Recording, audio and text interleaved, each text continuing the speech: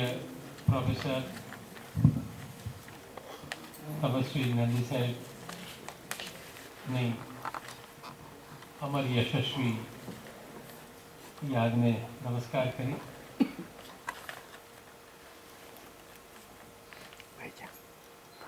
नंदी साहेब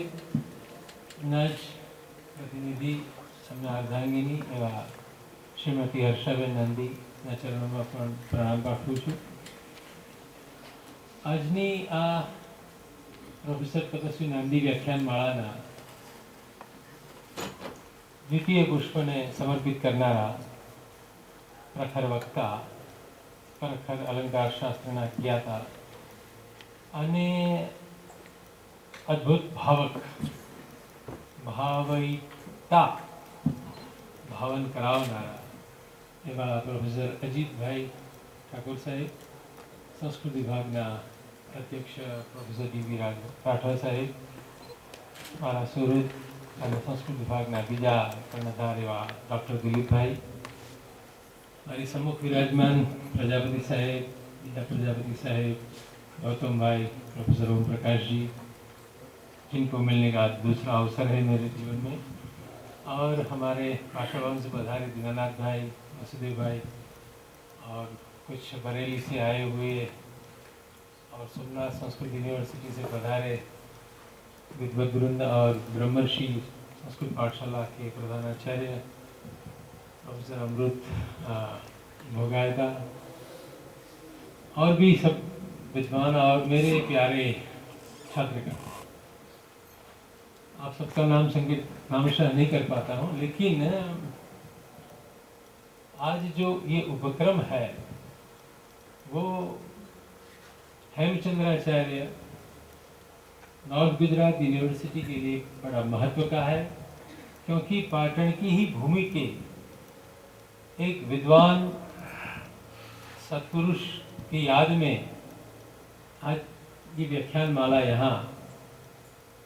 न केवल स्थापित हुई है, प्रवर्तित हुई है और आगे बढ़ने जा रही है।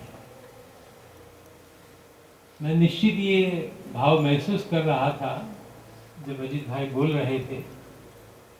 कदाचित ऐसे ही कोई हेमचंद्राचार्य समारोह में नंदी साहब बड़े शौक से किसी को भी कुछ भी कह देते थे, तो अजीत भाई के संदर्भ में किसी उनका पेपर रीडिंग हुआ था और बार बार बोल रहे थे नंदी साहब, अजीतो जीता, अजीतो जीता, अजीत को हमने जीत लिया। आज वही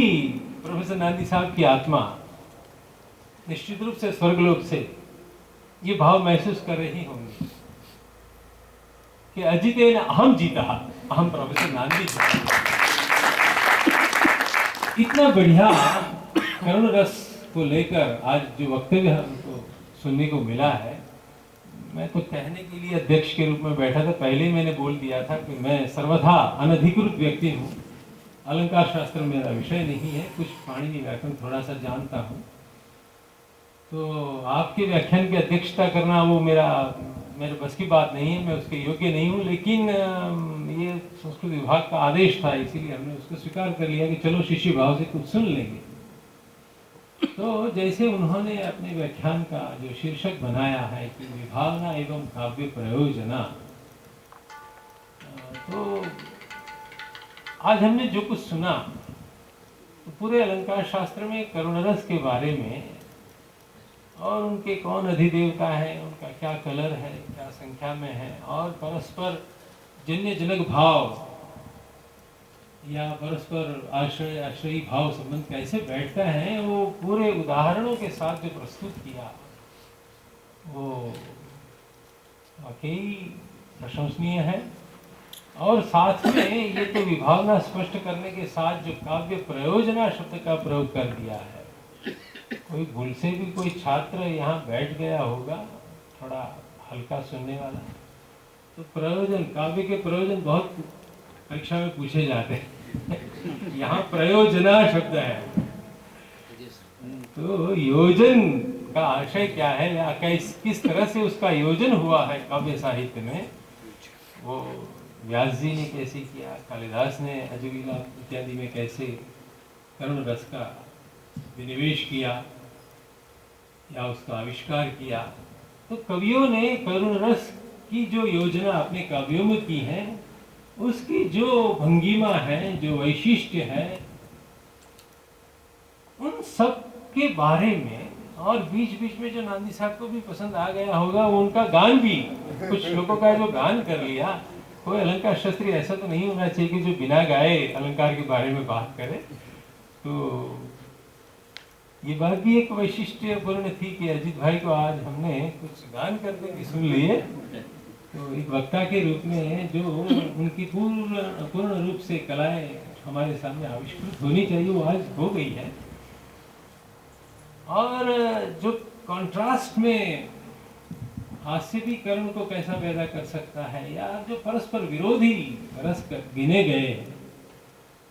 उस सब के बारे में पूरी डिटेल और विशदता पूर्ण जो प्रस्तुति हुई है, वो पुनः पुनः आपको अभिनंदन देता हूं, आपकी प्रशंसा करता हूं। और एक बात मैं कहना चाहूंगा कि वैसे तो यहाँ कुछ राजकीय कारणों से सिद्धराज जयसिंह देव ने मालव परंपरा को दबाने के लिए, सप्रेस करने के लिए, या पराभूत करने के लिए, कश्मीर की परंपरा को यहाँ स्थापित करने के लिए आचार्य हेमचंद्र जी को प्रेरित किया, और उसी तरह से वो बात बनी। लेकिन जो मालव परंपरा को दबाने के साथ साथ यहाँ रामचंद्र गुणचंद्र जी ने सुख दुखात्मको रसह की एक दूसरी थियरी दी, यानी उसमें कश्मीरी परंपरा को हटा दिया। लेकिन आज मैं देख रहा हूं, हम सब महसूस कर रहे हैं, न केवल मैं, आपने भी जो महसूस किया वो वही है कि यद्यपि करुण रस पर आपने व्याख्यान सुना, लेकिन कोई ग्लानि में नहीं गए, कोई छिन्न भिन्न नहीं हुए, कोई खेद की अवस्था का अनुभव नहीं कर रहे। किसी भी रस का आप आस्वाद कर लिए, वो आनंदजनक ही होता है। करुण होते हुए भी वो आनंददायी होता है। इस बात का, यानी कश्मीरी परंपरा का सब प्रयोग जो यहाँ एक हमको अनुभव करवाया है अजीत भाई, उसके लिए आप पुनः पुनः अभिनंदनीय है कि यद्यपि जैन आचार्यों ने, जैन अलंकारिकों ने सुख दुखात्मको रस कहकर, दुख ही पैदा होता है करुण से, करुण रस का जब आस्वादन करते हैं तो प्रेक्षक दुख का भाव लेकर ही थिएटर से बाहर जाता है, ऐसी जो बात कही गई थी, उससे एग्जैक्टली ऑपोजिट आपने यहाँ बात रखी है। करुण रस को सुनते हुए हम सब काव्य स्वाद से प्रमुदित होते रहे हैं, आनंदित होते रहे हैं, और हमारे नादी साहब का भी अलंकारमय जो जीवन था वो आज प्रमुदित हो रहा है। और आपने अच्छी तरह से इस प्रोफेसर नांदी तपस्वी स्मृति व्याख्यान माला को एकदम नया जल सिंचन करके उसको संजीवनी प्रदान की है। मैं आपको बार बार बधाई देता हूँ, और आयोजकों भी मेरी ओर से शुभकामना है कि ऐसी परंपरा बनी रहे, और पाटन में हेमचंद्राचार्य जी के साथ साथ नांदी साहब का भी हर वर्ष ऐसा स्मरण होता रहे, और इस विद्या यज्ञ सतत प्रवितत होता रहे, यही शुभकामना। नमस्कार।